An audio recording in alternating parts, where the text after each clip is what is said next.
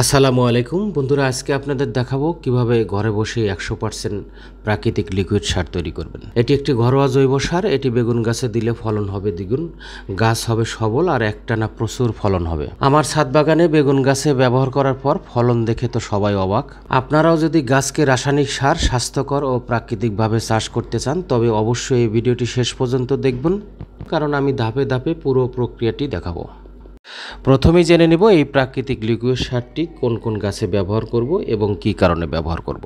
বন্ধুরা, আপনারা খেয়াল করে দেখবেন, এক সময় বেগুন গাছের বেগুন ধরা বন্ধ হয়ে যায়, তখন এই সারটি ব্যবহার করতে পারেন। অর্থাৎ পুরাতন বেগুন গাছেও এই সারটি ব্যবহার করলে আবার নতুন গাছের মতোই একেবারেই একটানা ফলন হবে। একদিকে বেগুন হবে, অন্যদিকে ফুল হবে, এরকমভাবেই একটানা বেগুন হওয়া শুরু হবে।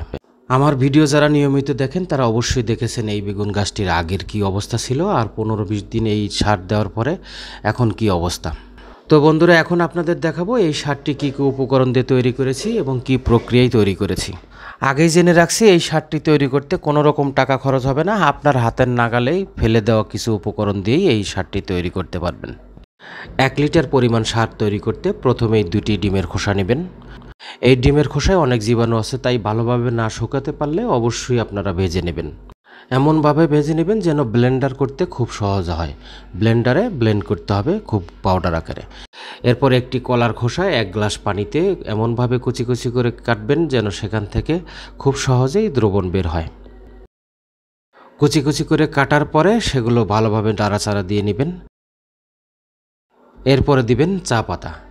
অনেকে ব্যবহৃত চা পাতা দিয়ে থাকে, এখানে ব্যবহৃত চা পাতা না দিলেও হবে। 2 চা চামচ চা পাতা দিয়ে নেবেন। 1 লিটার সার তৈরি করার জন্য আপনারা একটি চাইলে বড় বোতলে নিতে পারেন। আমি বড় বোতলে এগুলো ঢেলে নিলাম।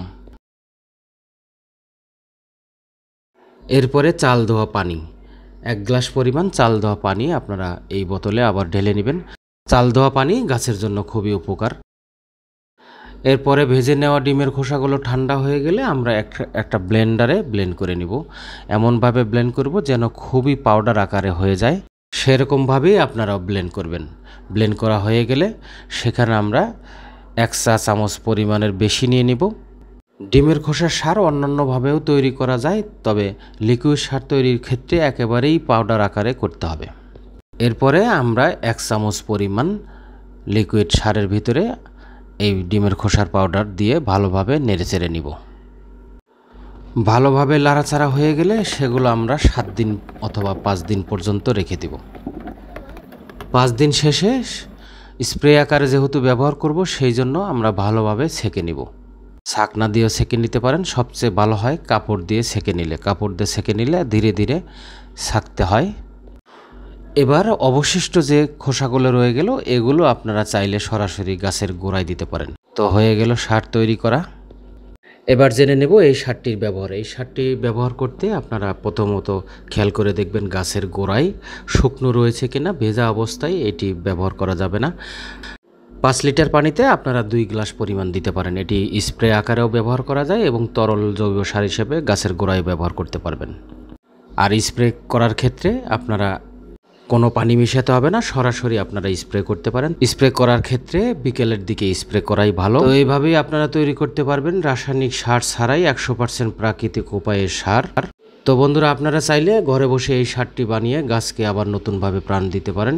তো ভিডিওটি ভালো লাগলে অবশ্যই শেয়ার করতে ভুলবেন না। আর নতুন নতুন টিপস পেতে আমার চ্যানেলটি সাবস্ক্রাইব করবেন, কারণ আমি ছাদ বাগানের বিভিন্ন পরামর্শমূলক ভিডিও আপনাদের সঙ্গে শেয়ার করি। বিভিন্ন সার, গাছের রোগ, গাছের পরিচর্যা। তো ভালো থাকবেন সকলেই। আল্লাহ হাফেজ।